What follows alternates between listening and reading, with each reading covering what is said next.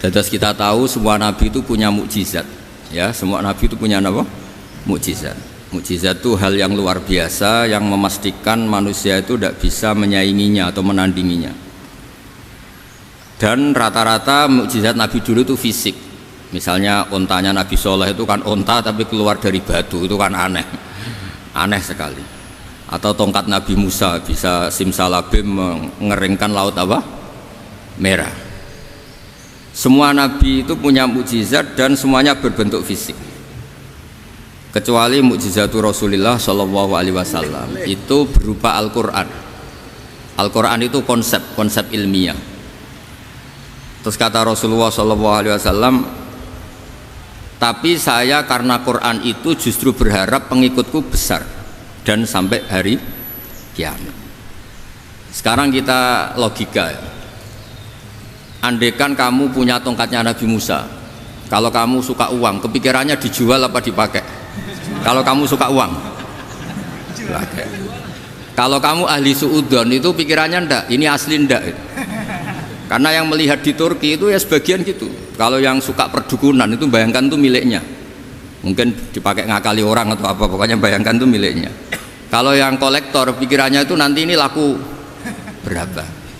Tapi kalau peneliti mungkin pikirannya itu ini asli apa enggak? Bukti aslinya apa? Repot lah. Lagi pula kalau kamu punya utang terus mau apa? Istri kamu marah mau apa? Kalau pakai tongkat. Nah, beda dengan mukjizatnya Quran itu semuanya apa? Ilmiah. Orang yang sedang harmonis dengan istri bisa pakai ayat di antara ayat-ayat Allah itu apa? Wa ja'ala bainakum mawaddatan warahmah. Nanti kalau ditakdir cerai, saya tidak menyarankan cerai. Kalau ditakdir cerai, itu masih dimotivasi sama Allah, wa iyyatafarraqa yusnillahu kullam min sa'ati. Jika suami istri itu cerai, jangan-jangan suaminya dapat istri lebih baik, istrinya nanti dapat suami lebih baik. Jadi yang masa lalunya ada prahara. Kan banyak orang suaminya meninggal, ketika nikah lagi ditanya, kangen sama suami pertama, alhamdulillah ini lebih baik. Padahal suaminya yang meninggal itu berharap istrinya ini kangen, ternyata dia sudah syukur dapat suami yang lebih baik. Jadi Quran itu menunggui kita ila yaumil qiyamah. Kita tidak bunuh diri, itu ya barokahnya Quran. Karena problem apapun kita dinasihati apa? Sabar, apa? Dinasihati sabar. Kan nggak mungkin kamu pegang tongkatnya Nabi Musa, punya masalah apa saja ngelihat tongkat, bisa apa tongkat? Tapi kalau Quran kan nasihat, solusi. Makanya Nabi berharap dengan Quran ini, saya berharap pengaruh saya, pengikut saya terbanyak ila yaumil qiyamah. Terus beliau dikomentari begini sama ini Fathul Bari, sarahnya Bukhari. Al-muradu anna mu'jizatil anbiya inqaradat binqiradi a'sorihim falam yusyahidha illa man hadaraha. Problem mukjizat nabi-nabi dulu itu kan fisik, sehingga yang tahu kalau Nabi Soleh punya unta yang ajaib itu yang tahu ya hanya yang hadir saat itu. Yang tahu kalau tongkat Nabi Musa bertuah itu juga yang tahu hanya yang hadir saat itu. Selebihnya tahu tongkat ya di museum. Tapi kalau Quran menjadi solusi, menjadi panduan, menjadi pegangan itu ila yaumil qiyamah. Kita beri contoh ya, Quran panduan yang paling gampang misalnya begini. Dulu ini cerita ya. Dulu itu ada orang kafir cerdas namanya Jubair bin Mut'im. Itu saking pinternya dia, pinter juga tokoh. Itu sebagai delegasi pembebasan Asra Badrin. Jadi tawanan-tawanan perang Badar itu mulai dulu ya ada negosiasi mau dibebaskan. Terus orang-orang kafir ini menugaskan namanya Jubair bin siapa? Mut'im. Ini ada di Bukhari. Karena ini ngaji di Jakarta. Kalau orang nggak tahu hadis juga tanya ini sahih ndak gitu. Wong nggak tahu kok tanya itu, wah aneh-aneh. Padahal kalau dibodoni itu ya nggak tahu. Tapi ya tetap tanya, hadisnya ini sahih enggak? Ini kata kiai apa kata nabi ini ya? Memangnya kata nabi kamu dengar kan ya lewat kiai. Setelah itu Jubair itu datang ke Madinah. Dengerin ya, datang ke mana? Madinah. Kemudian dengar Nabi baca Wattur pas sholat maghrib. Jubair karena Nabi dulu gak ada hotel, gak ada pondok ya. Pondoknya Nabi hanya Sufah itu.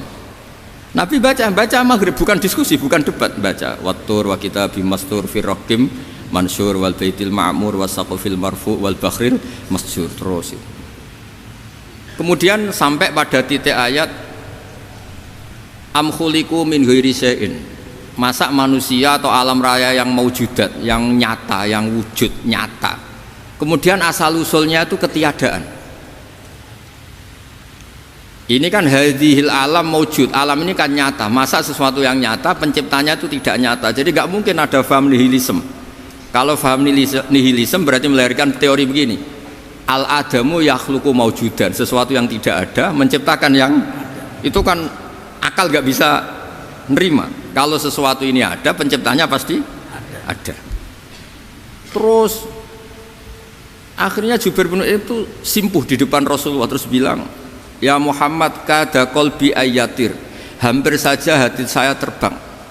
Kalau riwayatnya Imam Ahmad, faka'anna masudi qalbi, hati saya ini hancur. Semua teori yang saya bawa untuk melawan kamu sekarang luluh semua, hancur semua. Yang benar adalah teori Anda bahwa Tuhan itu satu dan Tuhan itu ada sebelum semua makhluk. Coba kalau Nabi Muhammad ada Jubair bin Mut'im terus menyembunyikan tongkat dekat mihrab, terus dilihat ini apa, paling pikirannya ini dari kayu apa. Terus yang bentuk tongkat itu tukang pemahatnya siapa? Kok kurang keren, kalau di Blitar gimana ya? Kan malah panjang. Kira-kira kalau mukjizat itu dari tongkat itu malah panjang. Panjang lah pokoknya, panjang. Lagi pula kamu coba kan nggak ngarah mandi, itu yang mandi kan nabinya, bukan tongkatnya. Coba tongkatnya Nabi Musa coba anak-anak beki itu. Dipakai mukul kucing aja tidak mesti mati itu. Jadi nggak jelas mukjizat-mukjizat seperti itu nggak. Tapi kalau Quran menunggui sampai saking hebatnya Quran, teori rasionalitas, soal kampanye di mana-mana, tingkat validitas, tingkat kebenaran Quran itu bahkan bisa diuji tanpa membuktikan, tanpa apa? Cukup pakai akal. Saya tidak bosan-bosan cerita ini karena ini khazanah kita. Di kitab Nailul Ma'mul itu, di kitab usul fikih, saya berkali-kali cerita ini karena ini untuk menunjukkan bahwa Quran itu liqaumi ya'qilun, liqaumi yatafakkarun. Ada seorang kiai, seorang ustadz, kiai dulu itu ya memang orang soleh, alim terus jadi kiai. Kalau kiai sekarang tuh macam-macam, nganggur terus ingin jadi kiai, terus daftar gitu. Ada lowongan di yayasan, masuk ingin jadi ustadz karena dengar ada gajinya. Dulu tidak ada seperti itu, udah. Makanya dulu itu kalau ustadz kiai pasti soleh karena dia alim terus ingin orang lain tuh mendapat ilmunya. Kalau sekarang nggak ada yayasan sehat, guru gajinya sekian, yang nggak ingin jadi ustadz tuh daftar karena ada gaji. Apalagi ada kabar, ada gaji, ada mes, ada wah yang daftar banyak. Tapi mentalnya ada kiai sebetulnya. Ya kalau sampean tanya itu baik dah Gus, ya setengah baik. Ya maksudnya setengah baik ya ada baiknya lah, namanya profesi ngajar itu kan baik. Tapi setengah saja karena motifnya itu nyari gaji, bukan ingin mencerdaskan umatnya Rasulullah SAW. Itu Imam Amudi itu guru matematika. Saya nggak bosan-bosan cerita ini, guru matematika. Muridnya sampai takut, ini masuk surga ndak? Kiai kok tidak ngajarin istighosa atau tahlil, malah ngajarin apa? Matematika. Beliau meninggal terus muridnya tanya, ma fa'alallahu bik, kira-kira gitu. Apa yang dilakukan Allah? Allah nyambut Anda gimana? Terus kata Imam Amudi, bagus saya disuruh ngajar malaikat. Karena malaikat kan tidak pernah kayak anak beki gini ngaji gini.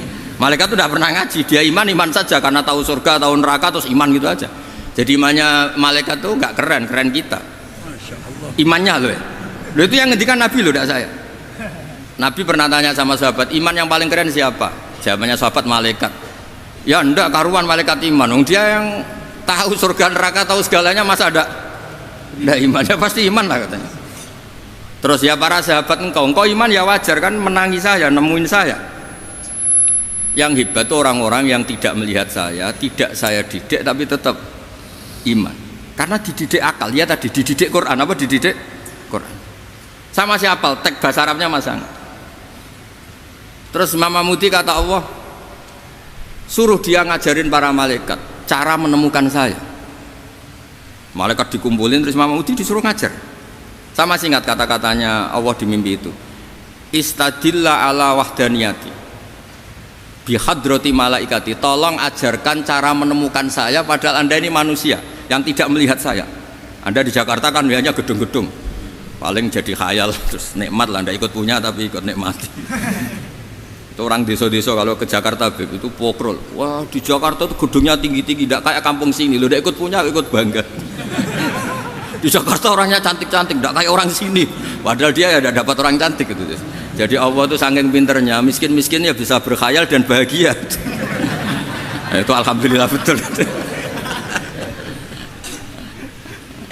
Akhirnya itu apa ini anak-anak begini saya tak niati ngajar standar anak-anak akademik. Terus pertama yang diajarkan hanya bilang gini, sama siapa teknya? Ya malaikat wahai para malaikat. Terus beliau bilang, nisbatus naini wassalasah ila mala nihayata lahu nisbatul far'i ilal asli.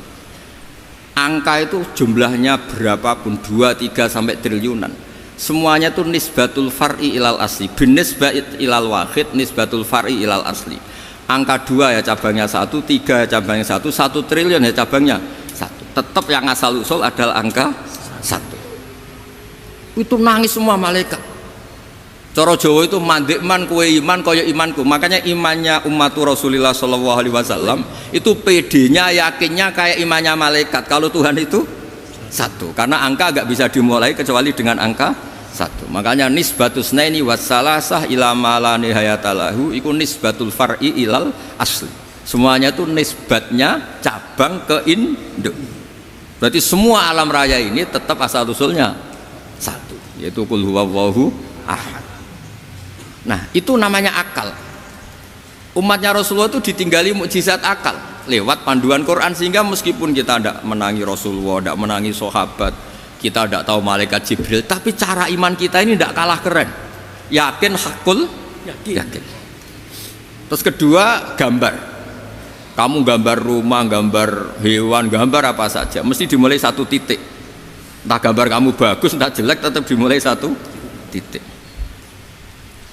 Nah titik ini namanya nuktotul wujud. Semua alam raya dimulai dari 1 titik, yaitu nuktotil wujud. Makanya Quran dimulai bismillah, dan bismillah itu dipilih sama Allah pakai pertama ba itu ada titik. Itu kata semua ulama, itu titik itu singkatan dari bi kana makana wa bi yakunu mayakun. Karena saya semuanya ada. Bi itu karena saya. Jadi makanya santri-santri beki tidak usah bayangkan kamu jadi wali terus bisa terbang ke Mekah, tidak usah. Kalau terbang ke Mekah ya sudah umroh aja bayar, kalau enggak ya maklaran KBH atau apa, pokoknya cari gratis. Ya gratis kan, dapat orang 10 gratis 1, terus orang enggak umroh-umroh dirayu-rayu supaya umroh. Repot. Itu pelanggaran fikih itu. Kalau orang punya utang itu wajibnya hanya utang dulu gitu. Wah repot, saya itu juga sering bingung di kampung-kampung. Gus sama umroh. Kenapa? Dapat gratisan. Minta uang saja buat nyaur utang, nggak boleh. Wah, secara fikih yang wajib itu nyaur utang bukan umroh. Nggak boleh Gus diminta uang, nggak boleh, harus umroh. Udah gitu saya ini bingung Gus mau umroh, nggak nikmati. Kenapa? Disuruh ngajar Gus. Repot semua kalau ibadah mergawe ya gini, bingung semua. Ya saya mohon anak-anak BK semua yang seneng Quran itu harus seneng sampai kayak saya, sehingga tahu istidlal, mencari Tuhan dengan cara tauhid yang berbasis akal itu sedzahir imannya malaikat. Sehingga di klasmen iman itu manusia ulul ilmi, kita-kita yang nekuni ilmu itu nomor 1 prakteknya.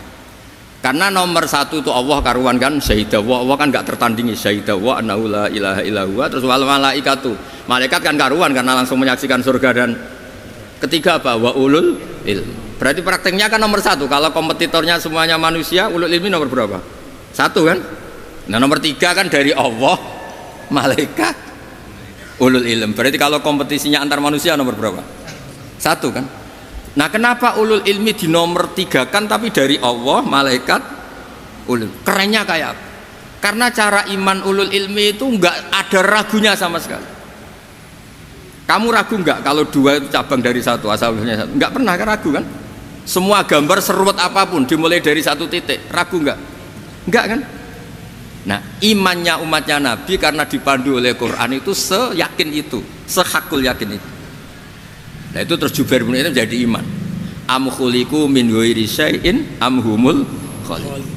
Terus kata Allah lagi, kalau kamu tidak percaya saya yang bikin langit bumi ya gampang dong, kamu saja yang ngomong kalau kamu yang bikin. Paling orang sepakat kamu stres. Terus hanya ayat gitu, am khalaqus samawati wal ard. Kalau kamu tidak yakin Allah yang bikin ya silakan Anda klaim saja kalau kamu yang bikin langit bumi.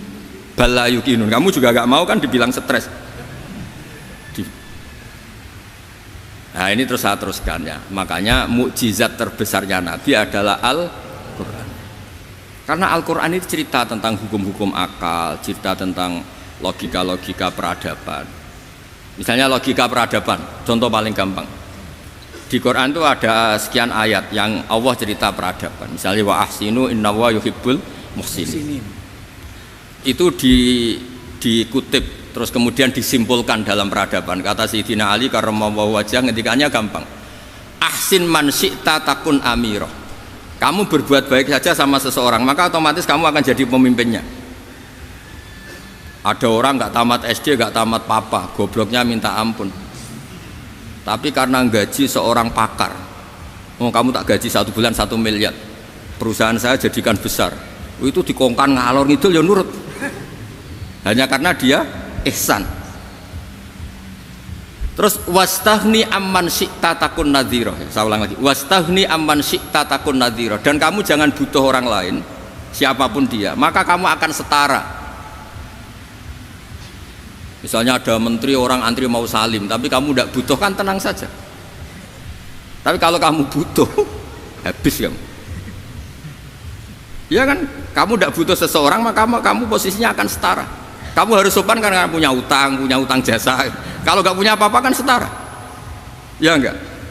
Misalnya kamu jajar rektor atau jajar menteri, jajar apa saja. Kalau kamu tidak punya utang kan, kamu jajar menteri tidak punya utang, sama jajar satpam tapi punya utang, takut mana?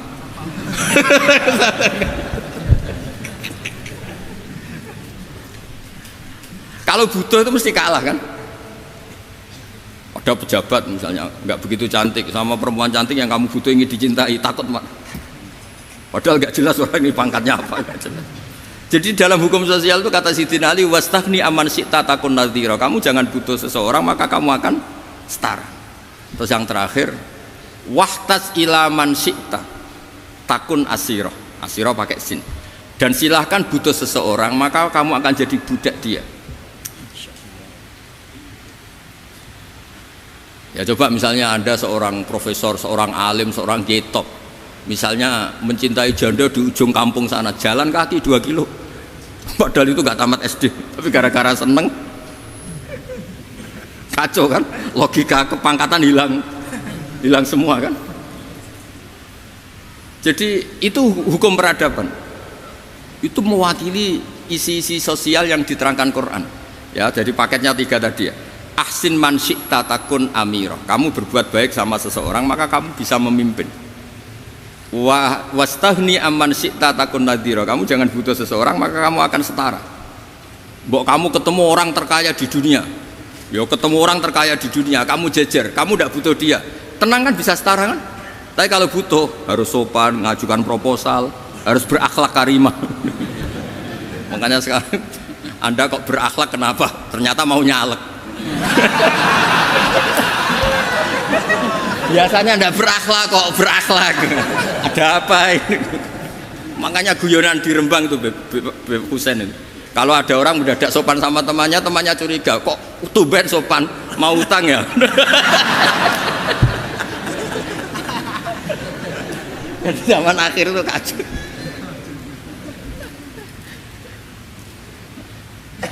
Ya di semua daerah gitu ya sama Pak Rektor ya. Kalau ada teman biasanya nggak sopan kok sopan, itu temannya curiga. Ini Pak Rektor UI ikut kaji. Kok tumben sopan, ada apa ya? Karena di mana-mana orang butuh itu pasti beretika. Kamu punya teman paling berdua, kalau mau utang berakhlak gak? Atau misalnya kamu punya adik cantik terus punya teman berdua, kalau cinta adik kamu berakhlak gak? Biasanya nggak sama sekali nggak berakhlak. Gara-gara butuh menjadi berakhlak. Ya jadi hukum sosial itu ya kuncinya 3 tadi. Ahsin man syi'ta takun amira. Wastaghni amman syi'ta takun nazira. Terus wahtas ila man syi'ta takun asira. Kalau kamu butuh seseorang pasti kamu dibikin hina. Asir itu tawanan. Nah, Quran itu bicara sosial itu lengkap. Dan itu yang nunggui kita. Kita punya tetangga yang kurang baik ya seneng, punya tetangga baik ya seneng. Kata Imam Syafi'i, saya berkali-kali cerita, kok seneng semua Imam Syafi'i? Ya bagus lah, kalau yang seneng saya enak lah, dijak jagongan, dijak ngopi enak. Yang nggak seneng saya, gak ngarah utang. Uang itu nak, kamu punya tetangga gak seneng kamu, aman kan? Aman. Gak akan pinjem uang kan, pinjem mobil, uang gak seneng kok.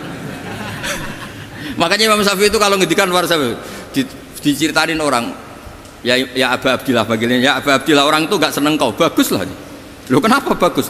Waman asa'a ilaika faqad atlaqaka. Orang yang gak seneng kamu maka membebaskan kamu, gak akan pinjam uang, pinjam mobil, gak akan ganggu waktu kamu, kan gak seneng. Justru yang seneng-senengi masalah pinjam terus. Imam Syafi'i itu orang yang anggap dunia itu selesai. Ada yang cerita, ya Aba Abdillah, orang yang tadi cium tangan engkau, yang hormat engkau, di luar maki-maki engkau, ngerasain engkau, ngata-ngatain engkau. Ya bagus lah. Kok bagus gimana? Berarti saya wibawa, depan saya tidak berani. Berarti saya wibawa, di depan saya tidak berani. Berarti itu makomnya sudah kulillah sumadarhum fi khawdihim yal'abun. Sudah dunia itu selesai, sudah agak penting semua itu. Nah itu kalau kamu anak-anak bagi ahli Quran sudah ayatnya kulillah sumadarhum fi khawdihim yal'abun. Sudah lihat Allah saja agak penting, makhluk-makhluk itu udah makhluk semua agak penting, sepenting Allah. Nah kita ini ditunggoni mukjizat seperti itu. Bayangkan misalnya kita ditunggoni tongkatnya Nabi Musa. Saya ngajar di sini terus ini tongkat. Terus nanti yang tanya, Gus itu kayu apa Gus? Nanti yang kolektor tanya itu harganya berapa Gus? Ruwet apa? Terus yang ahli suudon itu asli gak Gus? Wah. Yang ahli suudon kan mesti tanyanya gitu, itu asli enggak Gus? Repot-repot pokoknya. Tapi kalau Quran kan jelas, kenapa? Jelas. Ya terus saya teruskan. Fala yamurru terus al murad anna mu'jizatil anbiya in qaradat bi qidari asaim wa mu'jizatul Quran mustamirratun ila yaumil qiyamah wa kharquhu lil adat fi uslubihi wa balaghatihi wa ikhbarihi bil mawhibat. Terus kata ini yang ngarang Fathul Bari sarahnya Imam Bukhari. Fala yamurru asrun minal a'sar illa wa yadharu fihi syai'un mimma akhbaru bi annahu sayakun yadullu ala sihhati da'wahu. Wa hadza aqwal muhtamilat wa takmiluhu fil ladzi ba'da wa qilani ya anal al makna anal mu'jizat al madiyah kanat khissiyatan tusyahadu bil absar kana qati sholeh wa asa Musa. Mukjizatnya nabi-nabi dulu itu hanya penyembuh, hanya pelengkap, hanya nuruti keinginan mata. Seperti dahsyatnya apa? Laut Merah diseblak apa dipukul sama tongkatnya Nabi siapa? Itu semuanya itu hanya memanjakan mata. Urusan mata. Terus wow itu. Tapi kalau mukjizatnya Nabi Muhammad itu berdasar akal. Maksudnya berdasar akal nih dengerin ya. Dengerin betul. Ketika Laut Merah terus tersibak kan wow itu keren kan? Terus kita bilang menyimpulkan, wah kita tidak akan mampu. Itu bodoh sekali kesimpulan kita tidak akan mampu. Meskipun bikin nyamuk Anda juga tidak mampu. Loh untuk memutuskan tidak mampu saja kok sampai pertunjukan seperti itu tuh laopo, cek goblok gitu. Nah kalau kita karena umat yang pinter untuk memaksa kita nggak mampu, Allah bilang innallaha la yastahi ayadriba mathalam ma ba'ud. Kita melihat nyamuk langsung berkesimpulan tidak mampu. Saya berkali-kali cerita nyamuk itu sudah kecil, masih punya urat, uratnya kayak apa? Masih punya kuman, kumannya seberapa? Ya enggak? Nyamuk itu kecil, punya organ tubuh, organ tubuhnya punya urat. Itu kalau kamu pinter, antara tongkatnya Nabi Musa menyibak Laut Merah sama nyamuk itu sama-sama berkesimpulan melahirkan satu faham bahwa kita tidak mampu. Loh, untuk memaksa tidak mampu saja kok pertunjukan ada onta keluar dari batu Nakotu Soleh, ada tongkat yang bisa mengeringkan Laut cek goblok. Lah kita alhamdulillah ada jenis goblok yang seperti ini. Untuk ikrar bahwa Allah itu hebat ala kulli syai'in, cukup lihat nyamuk, kagum kan? Sudah tidak usah bikin hidup. Saya berkali-kali mencontohkan. Para pemahat tak suruh bikin patung gajah itu mampu. Tak suruh bikin patung nyamuk kalau bisa. Nyari materi dari apa juga. Gampang mana bikin patung gajah sama patung nyamuk? Gajah, makanya Allah bikinnya contoh itu untuk ijaz itu pakai nyamuk bukan pakai gajah. Itu kalau ustadz-ustadz yang agak jorok malah contohnya nyamuk Gus. Itu kecil. Itu kayak apa? Di dalamnya dia hamil. Itu anaknya kecil lagi, telurnya kecil lagi, itu gimana itu cara bikin itu? Makanya di sini ada kitab Itqan, itu komentarnya itu lucu. Ini kitab Al-Itqan karangannya Imam Suyuti. Ini persis komentar saya tadi yang kata Imam Suyuti, pengarang kitab Itqan. Wa ya imma khissiyah wa imma akliyah. Jadi mukjizat itu ada yang fisik, bisa dilihat indra, panca indra, bisa dilihat akal. Wa aktsaru mu'jizati Bani Israil kanat khissiyah li baladatihim. Bilada itu goblok, wakillati basairihim. Dasar wong goblok. Mukjizat kok ngenteni sing wow. Maksudnya dasar wong untuk ngakui Allah hebat saja kok nunggu halal yang seperti itu gitu. Paham ya? Mergo likil latin apa aklihim. Wa aksaru mu'jizati hadil ummah akliyatun li farati dzakaihim wa kamali afwahihim. Dan mukjizatnya umat ini semuanya berdasar akal karena sudah cerdas. Jadi andaikan kita melihat tongkatnya Nabi Musa menyibak Laut Merah dengan melihat nyamuk, kesimpulan kita sama-sama wow, sama-sama keren, sama-sama memastikan kita tidak mampu. Makanya terus Quran menerangkan kita wa ma min dabatin fil ardi wala ta'iri yatiru bi janahihi illa umamun amsalukum. Jadi keseharian kita lihat burung kok terbang. Itu sudah ayatun min ayatillah. Paham ya? Dados niki kudu bangga ditunggoni napa Quran, nggih ditunggoni napa Quran. Wa mu'jizatul Quran tusyahadu bil basirah fayakunu mayattabi'u li ajlihi aksar. Terus li annal ladzi yusyahadu bi ainir ra'si yang qaridu bin qiradi musyahidi. Sesuatu yang tampilan dahsyatnya itu disaksikan mata, maka itu bisa habis. Era tongkat Nabi Musa seperti itu habis enggak?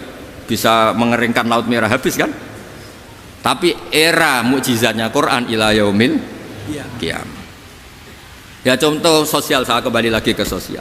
Kamu punya teman awet atau punya istri awet, itu konsepnya ya wal kadhiminal ghaidh, agak gampang tersinggung.